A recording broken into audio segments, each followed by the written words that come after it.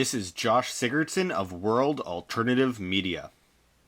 For many years, we've heard politicians say they want to lead the country. We've heard pundits asking, who's going to be our next leader? The president is called the leader of the free world, the commander-in-chief, but wait a second. Who's commanding who? Who's leading who? We, the people, are supposed to be the leaders. We elect public servants, and they're just that, servants of the public. Meanwhile, people sit back apathetically waiting for these people to lead the country, to reign over us. Isn't that convenient? Why don't we say it like it is? We're supposed to be in charge of the government, but these days we're controlled. We have no say. We're looking down the barrel of the New World Order. The media is controlled, as are the banks, big pharma, the agricultural industry, corporations across the board, the music industry, the government, and therefore we the people are controlled as well, controlled and led to the slaughter. Perhaps I'm being a little negative, but the only way to find positivity in these situations is to acknowledge the negative and make it a positive. We need to be the change we wish to see, no matter how cliche that sentence has become. If we continue to sit idly by while these so-called leaders that we're supposed to be leading ourselves are increasing complete control over the populace, we will simply fall as a society into the depths of authoritarianism and will witness once again history repeating itself. We must acknowledge the message of liberty. Too often people diagnose problems correctly but miss the point and end up believing in solutions that will only weigh us down more as we attempt to swim to the surface. Why is it that when government does something stupid, so many of us believe more government's the answer? Why can't we think more like a community? What right does government have to control us? What right does government have to protect us from ourselves? What right does government have to have an arsenal of diabolical weapons whilst taking away our defenses?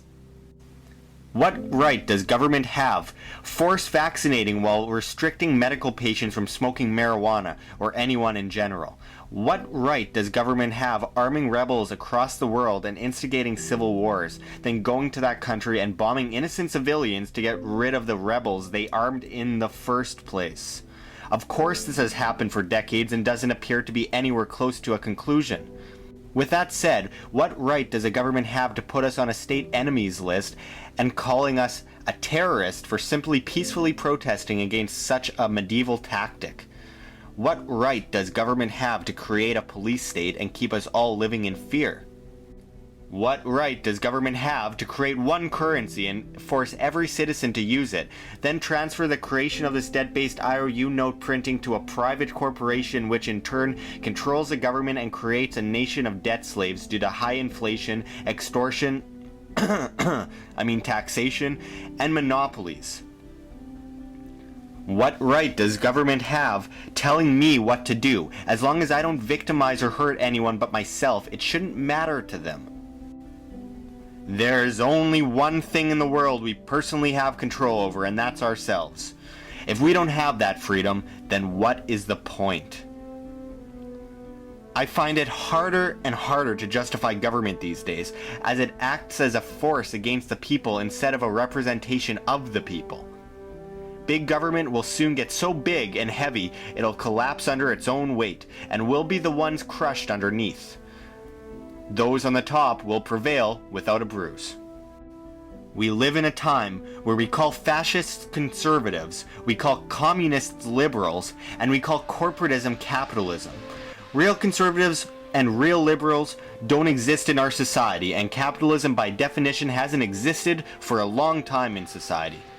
Instead, we have big government corporatism creating monopolies and destroying any remnants of free society and free markets. Every major party on both sides of the spectrum believe in more control these days, even if there are good intentions interwoven with such notions. The way to more freedom and more peace isn't more control. We have the federal government deciding things for people living in neighborhoods these officials have never been to. Why don't we decide things like taxation as a community where almost every individual has a say in what happens in their locale? No one's extorted. Think of how many problems we'd avoid not blanketing everyone with the same rules. We are beautiful, free human beings on the inside. Why don't we exert that? Flaunt our freedom. No one wants to hurt us for our freedoms. Everyone intrinsically wants freedom, and we aren't handed freedom by the government. We emanate it. We're born with it. It's a natural element of our humanity, and we should take it back. The good will prevail, the bad will fall. This isn't the Wild West I'm talking about. This is a free society where no one hurts anyone, and of course no one controls anyone but themselves. You deserve it, and so do I. Think about it. This is Josh Sigurdsson signing out from World Alternative Media.